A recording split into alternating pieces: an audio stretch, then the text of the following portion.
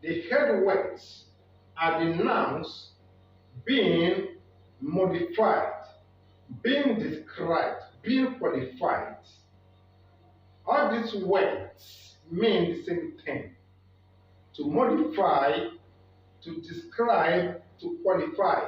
They all mean to describe.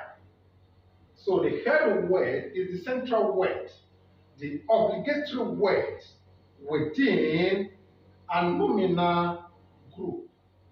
Without the head word within this group, other elements, the modifier, the qualifier cannot function. It is impossible to have an expression like the in the class, or this there, the here.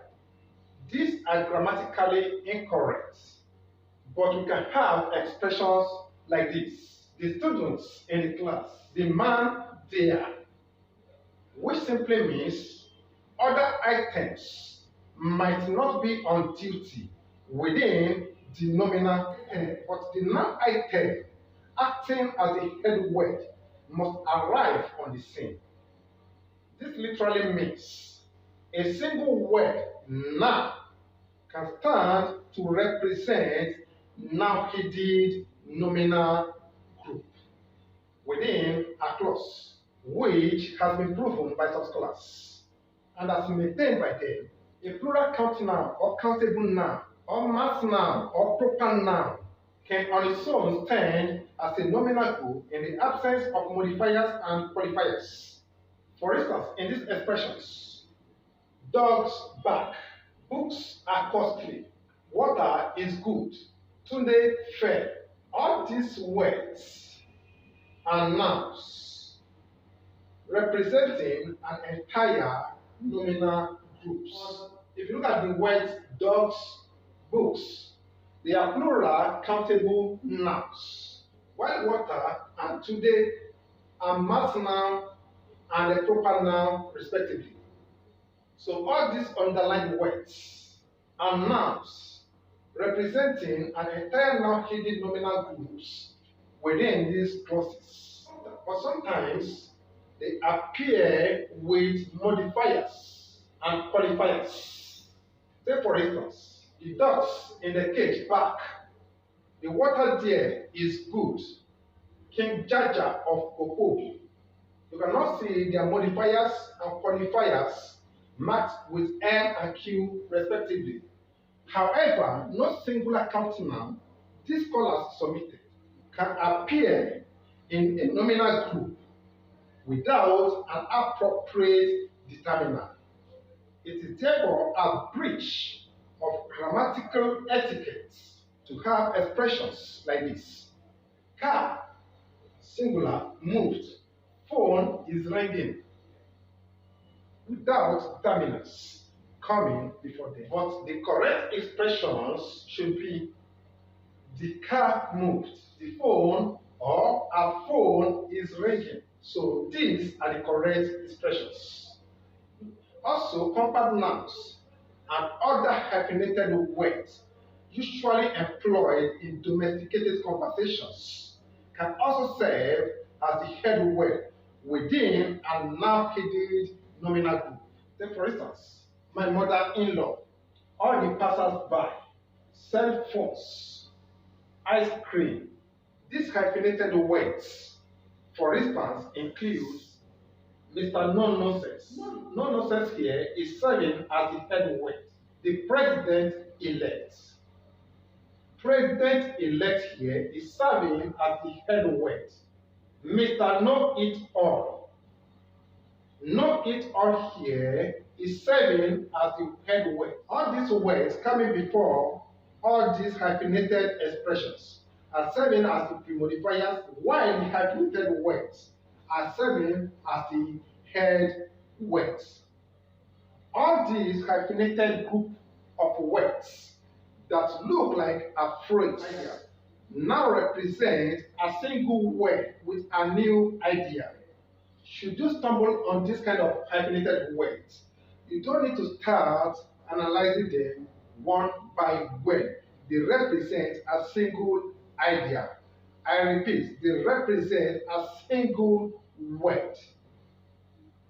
Other items that can serve as the head word in a noun-headed nominal group are known as verbal nouns. The question now is, what are verbal nouns? These are nouns ending in ing, derived from verbs. For example, speaking, writing, coming, etc. For instance, in these expressions, the correct spelling of English: my coming to school, a happy beginning, his old writings. All these words underlined are called verbal nouns, while the words coming before them are modifiers, modifying the nouns. And the words coming after some of them are qualifiers, which simply means these verbal nouns can take both modifiers and qualifiers like the normal nouns. So it is important to submit here that these are not ing in non-final clauses called gerund phrases in traditional grammar. They are slightly different, and these are the differences. Ing non-finite clauses or gerund phrases are in acts, while ing verbal nouns are in states. Let's consider this. Singing among Indians is a treasured culture, and singing among Indians can make you a great singer. If we look at these two expressions, we will understand that the first one is a verbal noun serving as the head word with a qualifier, while the second one is a non-final clause with ing serving as the predicator within the non-final clause. This simply means ing non-finite verbs starting and non-finite clause still lay claims to the properties of the verbs within the clause. They can be transitive verbs, which can be followed by complements or objects, or non-transitive verbs. For instance, I hate losing my tempers. The word losing in this non-final clause is serving as the predicator, while my temper is serving as the complement within this non-final clause. Also, I love doing my work. Doing my work is a non-final clause. Doing is serving as the predicator, while my work is serving as the complement of the predicator. Going to school will improve your knowledge. Going to school is a non-final clause. Going there is serving as the predicator, while to school is serving as the adjunct within this non-final clause. Also take note of this. Ing verbal nouns can take plural forms and can be modified by determiners and other adjectives like the normal nouns. But ing non-finite verbs starting in non-finite clause cannot be pluralized and are hardly modified. Take for instance, the findings of the commission will be published today. Findings here, pluralized, is a verbal noun. The banning of some drugs will reduce the youth challenge. Banning here is a verbal noun with a modifier D and a qualifier of some drugs. This is a collection of paintings by American artists. Paintings here, pluralized, is a verbal noun with a qualifier by American artists, serving as its qualifier. So the ing verbal nouns can be modified and it can be pluralized.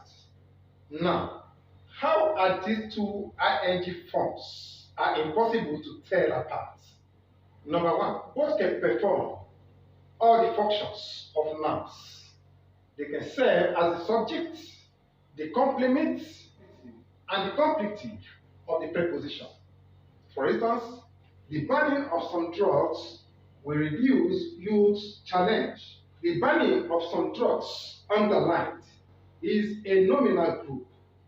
Serving as the subject of the verb will reduce. Finding a good job is difficult in my country. Finding a good job underlined is a non-finite clause, serving as the subject of the verb is. As you can see, the first one, banning, has both modifiers and qualifiers, which simply means the first one, banning, is a verbal noun, while the second, ing, still maintains its verbal property by dumping an action on the complement, which is a good job. It is therefore a non-finite verb starting a non-finite clause. So both ing in the two expressions are serving as the subjects of the verbs will reduce and is respectively. Let's also consider this. This is a collection of paintings by American artists. You might get in trouble for feigning an illness. The underlying expressions, painting by American artists and feigning an illness, are performing the functions of nouns as the completive of the preposition of and for respectively. Now let's consider the items, the qualifiers in cycles. The qualifier.